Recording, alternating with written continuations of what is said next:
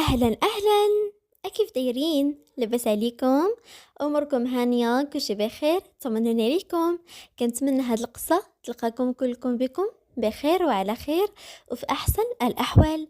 أول حاجة بغيت نشكركم بزاف على التفاعل ديالكم مع آخر قصة، شكرا لكم بزاف. ودابا بلا ما نطول عليكم وغادي نقول لكم يلا نبداو القصة ديالنا على بركة الله. الساعة تشير إلى 6 صباحا، وبالضبط في البادية كيتسمع صوت شجر مع داك النسيم وصوت الحيوانات. آه، وشكون اللي ما يبغيش هاد الجو تاع العربية، الهواء الصافي والهدوء والشميسة اللي عاد كتشرق، تسلات أشعة الشمس لبيتها. ما شاء الله على جمال، ما شاء الله على الجمال ديالها. في عمرها 19 سنة شدت الباك داك العام، ولكن حيتاش هي في البادية ما كملاتش نصفها ليكم. حروفها اللي كحلين وبيضة، ما طويلة ما قصيرة، شعرها اللي كحل طويل ورطيطب، واللي زايد مزينها الحجاب. الحجاب، الحجاب ماشي غير سترة، وإنما هو كيزيد من جمال المرأة وكيعطيها هبة.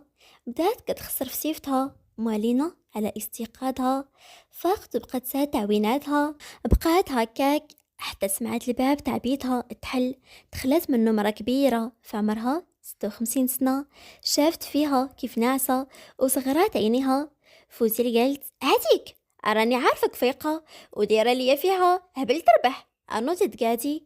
هي لما جاوبتهاش فوزيل قالت زينب تتهزي من تما. زينب اللي والو دايره راسها ناعسه. فوزية قالت واخا واخا واخا بقاي ناعسه. دارت فوزية غاده خارجه وهي دير الضحكه الشريره. فوزية كتغوت واه عقرب عقرب وعتقوا روح يا عباد الله. زينب اللي نتقفزه اويلي يا امي فينا هي.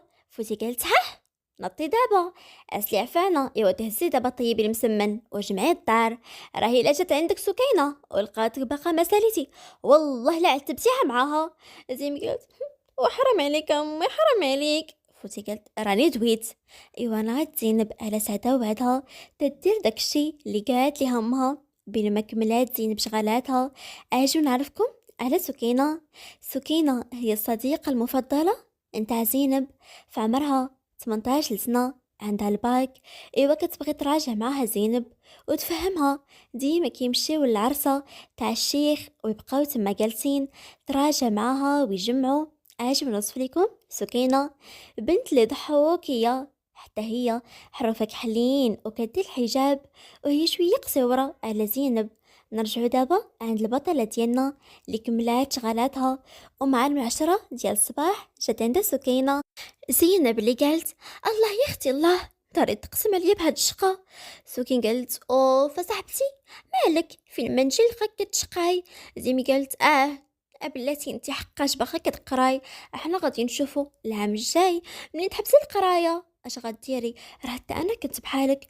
سكين قالت اوف صافي صافي بلا بتنكدي عليا، زيدي معايا عندي لك خبيره بميكتها. زينبي قالت اما هي.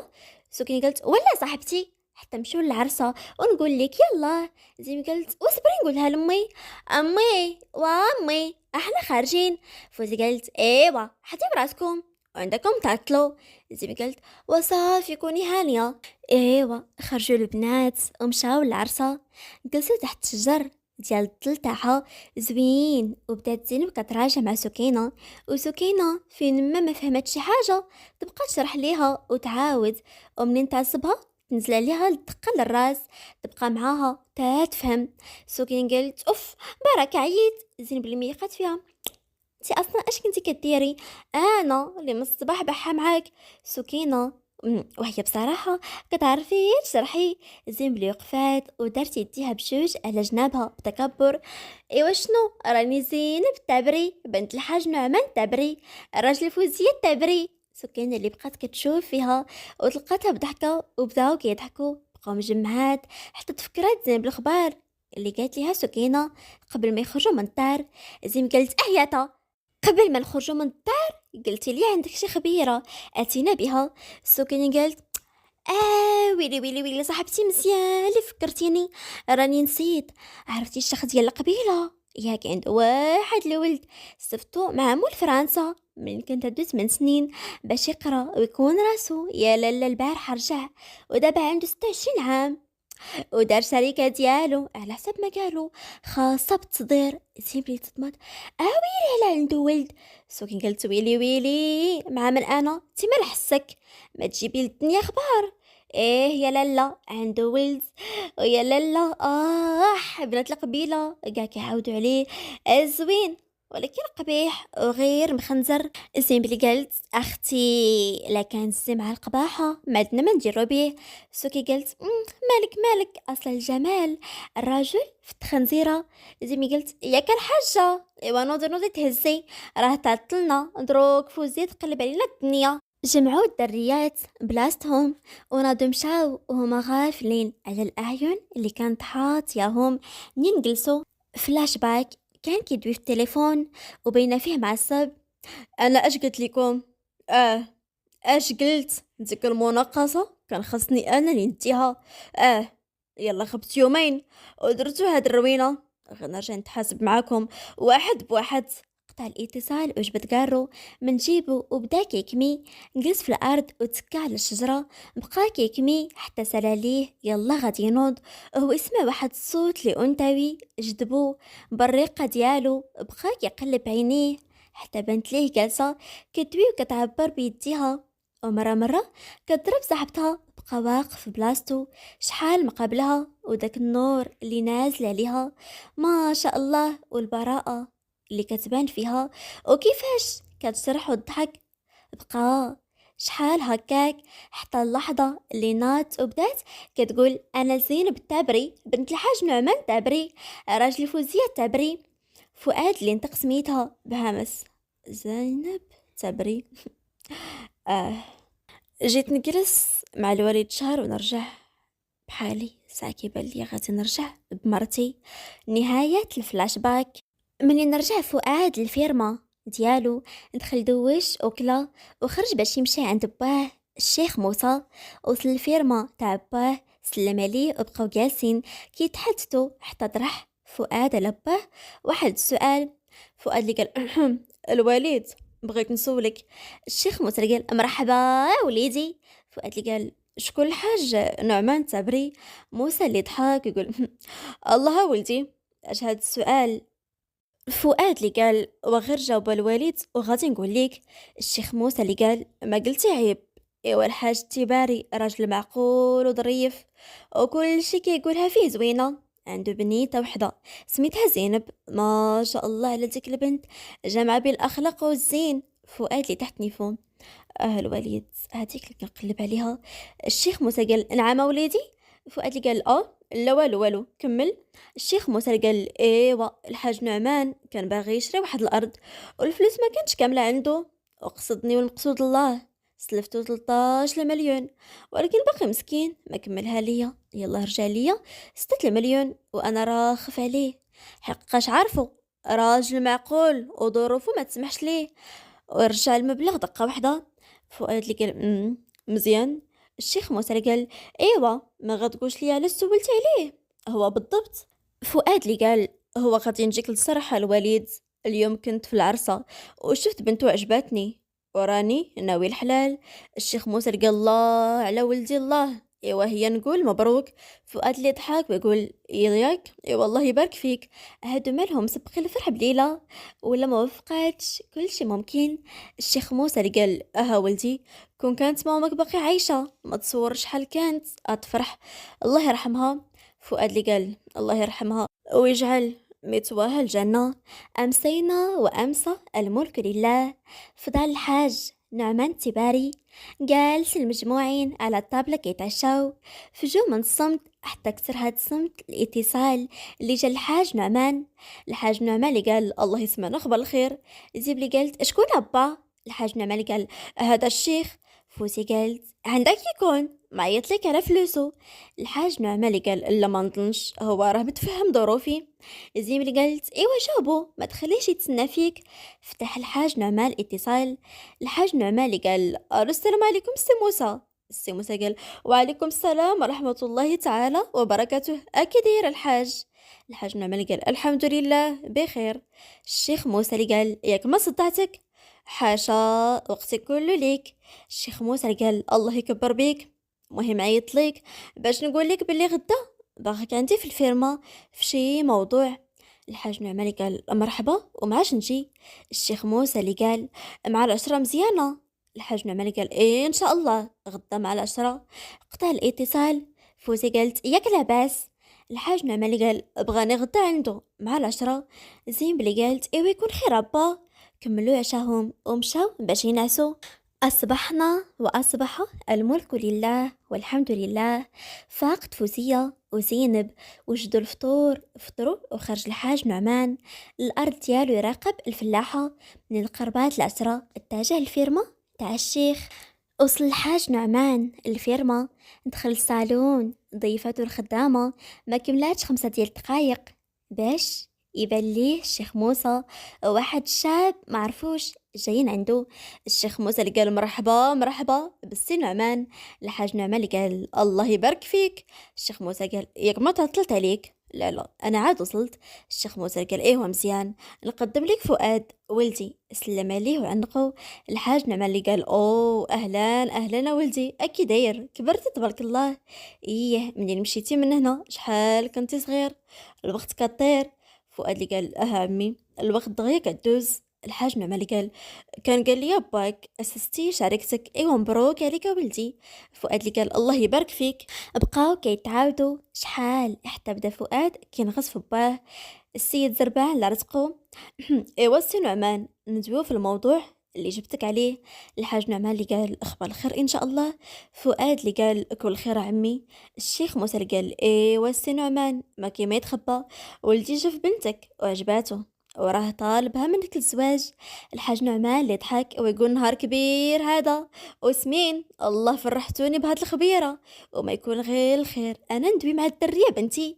فؤاد اللي قال: الا داز كل شي هو هذاك نبغي الخطبه من هنا يومين ولاقت من هنا لسيمانه وبلاش من العام. الحاج نعمان والشيخ اللي كيضحكوا: امالك ولدي على هاد الزربه؟ فؤاد اللي قال: عندي شهر هنا وغادي نرجع لفرنسا. الحاج نعمان اللي قال: وهي في الصراحه ولدي ما قلتي عيب، من حقك. بقاو كيتبيو تغداو وفرتكو الجوقه، كل مشى لشغالو. رجع الحاج نعمان للدار، لقى فوزي وبنته في الباب الدار باغيين يعرفوا اش بغى الشيخ. فوزي قالت: ياك ما كاين باس، عيط لك على قبل فلوسو. الحاج نعمان اللي كيضحك: لا لا حاجه حسن. فوزي قالت: اي والله يسمعنا ويسمعنا خبر الخير اللي تفرحنا معاك. الحاج نعمان اللي قال: ايوا بلاتي نجلس، نتوما شنقتوني في الباب. فوزي قالت: واطلقنا خلاص.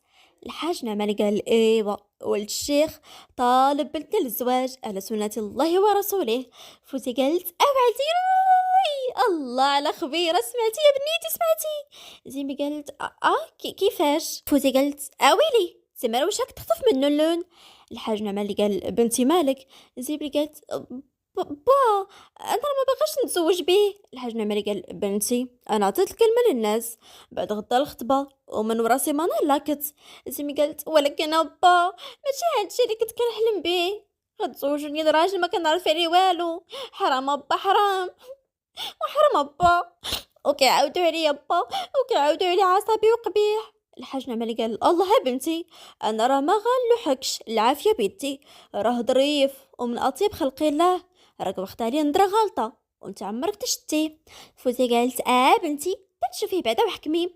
زينب اللي غير كتبكي. الحاج نعمان اللي قال: الله يرضي عليك يا بنتي، راني عطيت لك المال الولد ما فيه ما يتعب.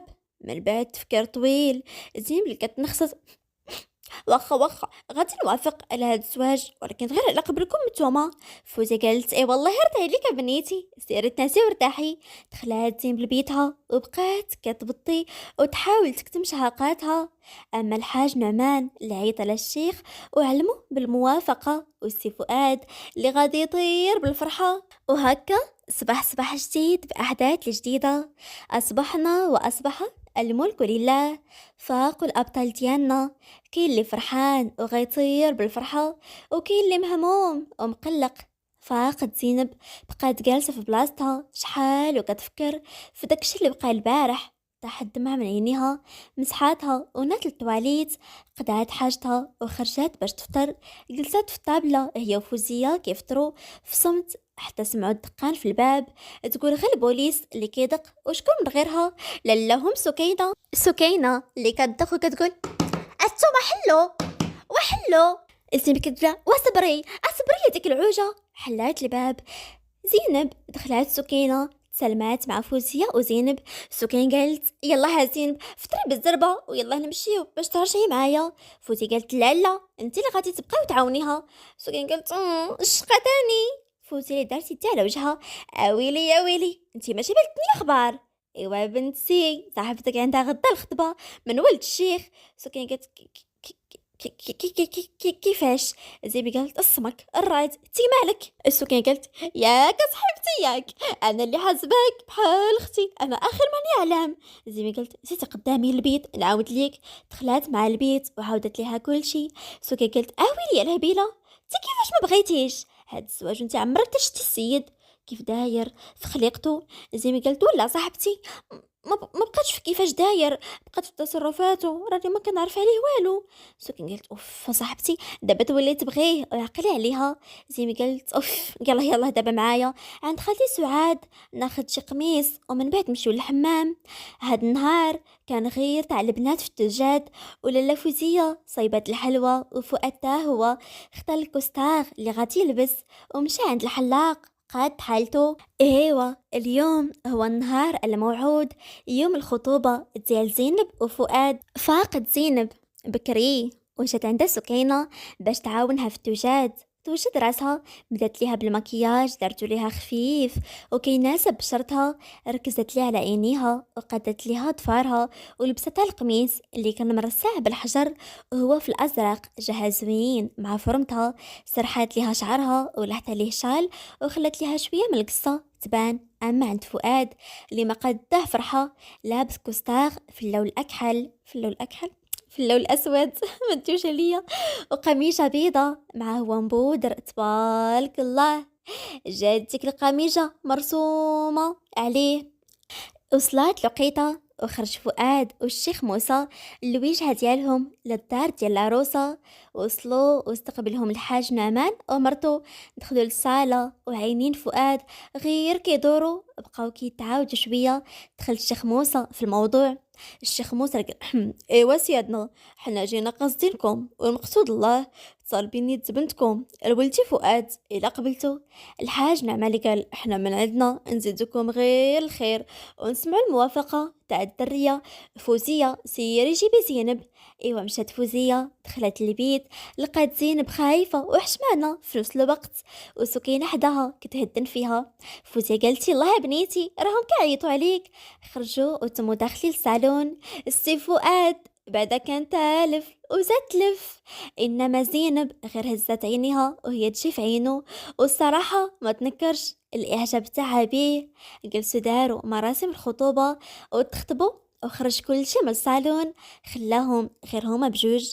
فؤاد اللي قال ما شاء الله على هاد الجمال، زينب اللي ما كرهاتش الارض تشق وتبلعها. فؤاد اللي قال من اول مره شفتك اثرتيني بالجمال والعفويه ديالك. زينب اللي قالت ولكن انا لا. فؤاد اللي قال كيفاش؟ زينب اللي قالت انا راه ما كنعرفكش مزيان، ما كنعرف عليك والو من غير سميتك، وزيد عليها من دابا السيمانه غنتزوجو. فؤاد اللي قال ما توقعش نسمع منك هاد الهضره، ولكن كنوعدك في ظرف سيمانة تعرفيني مزيان. سالاو الحديث تاعهم خرجوا عندهم. خرج الحاج نعمان مع الشيخ وفؤاد الباب.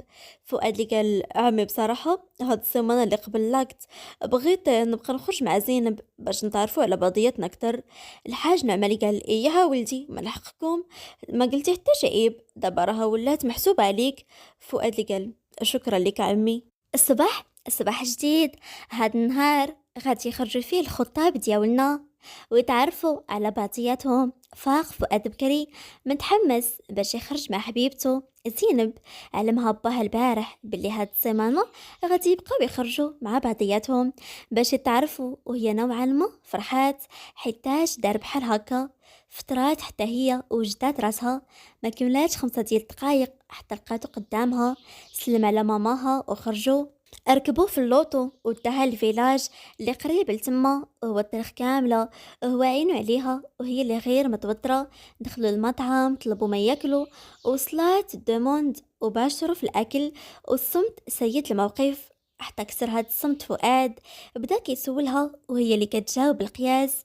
فؤاد اللي بغى يخليها تطلق معاه بدا كيعاود ليها على الطفولة ديالو والزبايل اللي كيدير، وهي كتكرشخ بالضحك. فؤاد اللي عجبو الحال حيت بدات كتطلق معاه من بعد ما سالاو ورجع للدار. يلا غادي يدخلها حتى حبسها. فؤاد اللي قال زينب اللي قالت نعم. فؤاد اللي قال اعطيني الرقم ديالك. زينب اللي حضرات راسها ما عنديش تليفون. فؤاد اللي قال واخا ماشي مشكل. اصبحنا واصبح الملك لله. فاقد زينب كتكسل وتفكر البارح كيف دوزات مع فؤاد. زينب مع نفسها صراحة كنت غلطة فيك، انت عكس داكشي اللي واخده عليك. ناض حلا تسرجم، يلا غادي الدور تمشي. وهي تشوف واحد البواطة مغلفة، تعجبات ودورات راسها يمين وشمال، ما لقات حتى شي واحد. هزاتها ودخلات جلسات في ناموسيتها. زيمبلي قالت شنو هادشي، حلاتها وهي تلقى فيها تليفون اخر ما كاين، ولقات معاه واحد الوريقه مكتوب فيها هذا خصيصا باش تبقاي تدوي معايا. فؤاد بقات كتضحك شويه وهي طلع ليها النمره غريبه معيطه باستغراب. جاوبات الو شكون معايا. فؤاد اللي قال عجبتك الهدية. زينب ضحكات شكرا ليك. فؤاد اللي قال تستاهلي أمراتي، المهم وجدي راسك شوية غادي نجي عندك باش نخرجوا. زينب اللي قالت واخا. وهكا دازت هاد السيمانة غير الخروج حتى وسط النهار ديال لاكت. مشاو غير هما بجوج عند العدول باش يتزوجوا رسميا. وصلوا المكتب مع الدخلة كانوا شي بنات مجمعات وبقاو حالين فمهم. فؤاد شفتهم زينب وخنزرات فيهم وشدات في يد فؤاد. زينب اللي قالت هيه مالكم نتوما، واش عمركم شفتوا شي جوج غادي يتزوجوا؟ جراتو وتما داخله. فؤاد اللي تخلطت ليه الفرحه مع الصدمه. فؤاد اللي قال حبيبي واش كتغير عليا. زينب اللي قالت ما انا بغيت حتى وحده تشوف فيك انت ديالي بوحدي. واخيرا ولاو البعضياتهم. من بعد ما سالاو من المكتب العدول مشاو للفيرما تاع فؤاد. كانوا دايرين واحد الحفله اللي صغيره بين العائله والمعارف. فضلوا ما يديروش العرس دوزو سهرتهم وتفرتكات الجوقة. كل مشى لخيمتو طلعوا العرسان لبيتهم لدى العروسة اللي كتدور في عويناتها وغادي تموت من الحشمة. فؤاد اللي قال المهم انت دخلي دوشي هنا وبدلي عليك باش ترتاحي، وانا غادي نمشي البيت الاخر ندوش ونجي. زيمي قالت صافي واخا. خرج هو مشى لبيت الاخر باش يدوش، وهي مشات لافاليز ديالها جابت معاها غير هاد لافاليز تشري ليها فؤاد الحوايج جداد. حلاتها وهي تشهق اويلي شحال الحوايج مهمتي، وتقول شي حاجه مستوره المعري اكثر من المغطي. اوف هادو فعايل ديك السلافره ديال سكينه مهمتي على حصله. جد حسن شي زواج انا. الله ينتقم منك يا سكينه، ما مشيتي تدرتيها. يا ربي يا ربي يا ربي. هزات شميز حمراء زعما هاديك راه اكثر وحده مستوره، هي اللي كلها مشبكه عباره على سترينغ وسوتيان مشبكين، والبنوار ديالهم اللي كان شفاف وكيبين كل شيء. دوشات بلا ما تقيش شعرها، كتافات ماسكارا وجلوز لي بارد. عند فؤاد اللي دوش وخرج لابس غير شوط والفوق والو. دخل بيتهم وهو كيمسح شعره بالفوطة حتى هز عينه وتصعق من الحورية اللي قدامه. لبسات وتمات خارجة وكتسد في داك البنوار زعما كتدرق، وكتلعن في سكينة. هزات عينيها وتصدمات منين شافته. يلا غادي ترجع وهو يشدها. فؤاد اللي همس ليها في ودنيها فين غادا هربانه دابا، وهو يغمزها. دارت هاد الليله عند ابطالنا كيف قاع الازواج بعد مرور 2 سنين جالس في الجردة ديال الفيلا تاعهم وشادين بنتهم ملاك يلعبوا معاها. فؤاد اللي قال زينب كنبغيك. زينب اللي قالت وانا راه كنموت عليك وكنحمد الله ونشكره ملي لقاني بيك. وهنا غادي نقولوا النهايه. كنتمنى القصه تنال الاعجاب ديالكم، وراها قصه خفيفه ظريفه غير جيت نطلع لكم بها باش ما نغبرش وبلا ما نوصيكم. ما تنسونيش من التعاليق الزوينين ديالكم ولي لايك واشتركوا في القناه، ومني لكم قبله. باي باي. ولكن بلاتي الفريزات قبل ما نمشي غادي نخليكم مع فاصل غنائي.